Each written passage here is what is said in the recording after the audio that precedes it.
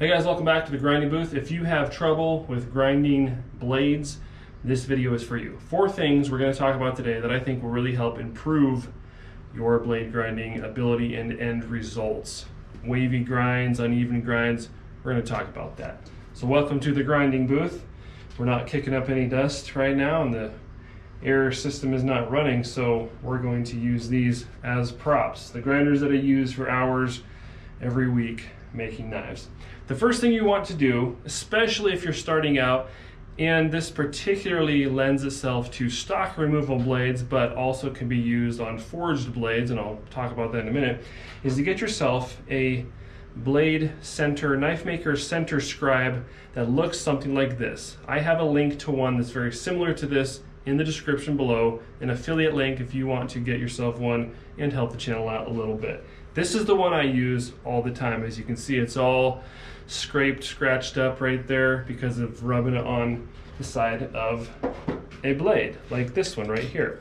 So what this has is a little carbide scribe on an adjustable arm that you can move in and out to place that carbide scribe wherever you want to on a particular piece of steel, and depending on the thickness of your blade. Like I said, this works really well with stock removal knives because you've typically got just a flat single thickness, same thickness throughout on your piece of steel, and that lends itself to that. If you're forging your blades, or if you're forging your bevels I should say, this is going to be a little less useful and maybe not useful at all.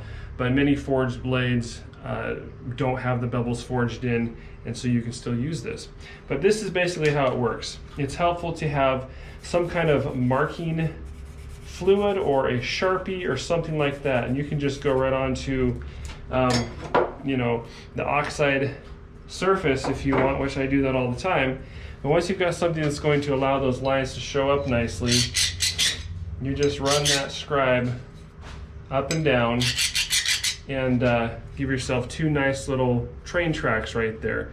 And like I said, depending on the thickness of your stock, you can adjust this in and out. So it's adjusted for like 1/8 inch or 5/32 stock right now, giving me about like a 30 or 40 thousandths width right in the middle of my blade, but you can adjust that, and that's what it looks like, only closer together. This will really help you keep your grinds even if your blade is straight. Maybe I should have started the video with that as the first thing. Make sure your blade's straight. That's really going to help you keep your grinds flat, because if you're trying to grind a flat grind on something and your blade's bent or bowed or wavy, that's going to be more difficult. So a straight blade, nice and flat, and then you get that scribe on there. It's going to give you some definite lines and parameters to work up against. Really helps, especially when you're first starting out. I actually did not start out grinding blades this way, and just through pure repetition over and over again, you kind of figure it out. But this will help you out a lot, especially if you're first starting out.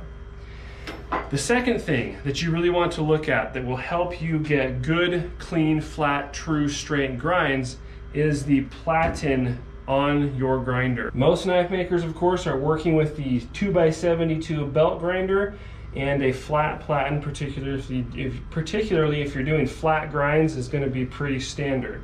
But grinders typically come with a steel platen like this, and that's what the belt is going to be running up against as the grinder is running, and you're going to be grinding your blade up against that. Now, what will happen is that steel platen is going to start dishing out. It's going to wear away. It will become not flat pretty quickly, depending on how many knives you're grinding. What many knife makers do, and I absolutely recommend this, is to buy a piece of ceramic glass. This is not standard window glass. It's a hardened ceramic glass that is designed, actually, I believe, for high heat uses in like wood stove windows, things like that. A lot of different places sell pre-cut 2x8 inch pieces of ceramic glass to add to the platen on your grinder. This does a couple of things. It provides a nice flat surface, which will go a long way to getting nice, flat, even grinds. Secondly, this glass wears much better than this steel, and so it's going to stay flat a lot longer. I have a video on how to install these, and there are links, affiliate links for the glass and the JB weld that I use to install this in the description below. So if you want to put one of these on your grinder, the link on the video on how to do that is there, and then the products that you need to just put it together. This will really help. In fact, I replace these as often as they need it, and I'll get to where I'm noticing that the grind isn't coming out quite like I want it to. One of the first things I'll do is I'll go look at my platen, and yep, it's time to change that glass out. All right, the third thing that you want to look at and think about for better grinds has everything to do with technique and skill, and really nothing to do with equipment or machinery. And that is how you stand or how you operate the grinder when you're grinding a knife. You can be standing or sitting. Sometimes standing is ideal, especially on longer blades, so that you can move through the motion without having to turn or twist so much. And that can be really important to keep that blade perpendicular to the platen through a full range of motion on that blade. This is a little short blade, so that I'm not really demonstrating that here, but on a longer blade, you'll notice that for sure. The second thing you want to think about is the angle of your elbows when you are grinding. You don't want the angles on your elbows to be less than 90 degrees, like up here. And this can be more of a problem when you're sitting. If you're pushing up on the knife blade, that makes it much easier to sort of stutter because your joints are pushing up against it. Whereas if you have a 90 degrees or slightly more than 90 degrees on the angle of your elbows, you are now pulling against that pressure on the grinder, and this is a much more stable, your muscles are pulling tension instead of pushing, and this is a much more stable grinding method.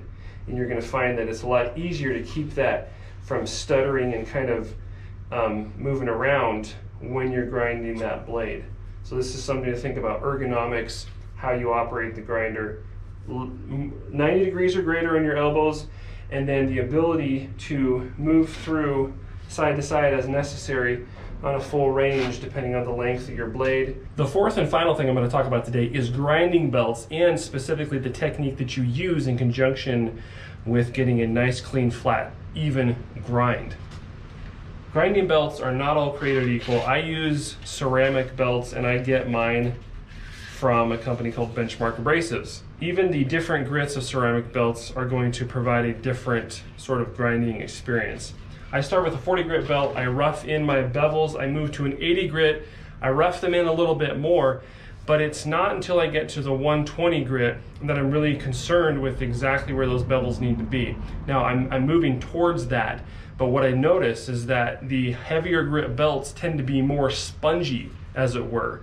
And so I cannot get as clean and flat of a grind out of those as I need to, but I don't need to because I'm moving towards a finer grit. By the time I get to the 120 grit belt, that belt particularly, in these particular belts, and this is probably true for others, is stable enough against a platen.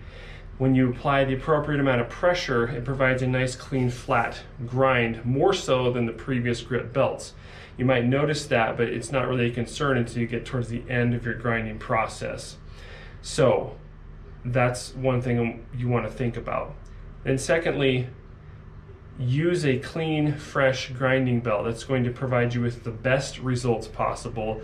If you're trying to use a worn out belt, you're definitely not going to get as good of results. It's much easier to wind up with an uneven, lumpy, crummy grind, and of course the risk of overheating your blade is much greater as well. So final blade grinds, starting the process with the heavy grit down to the fine grit, use clean, fresh, sharp belts, and I recommend the ceramic belts because they just work so much better, especially on heat treated steel, and that will help a lot towards getting nice, clean blade grinds. All right guys, there you go. 4 things that I really think will help you get better at grinding blades. These are all things that I use in my shop on a regular basis that I have found to be helpful. If the affiliate links below help you out at all to find this product and source it, that's great. It helps the channel out as well, and I appreciate it.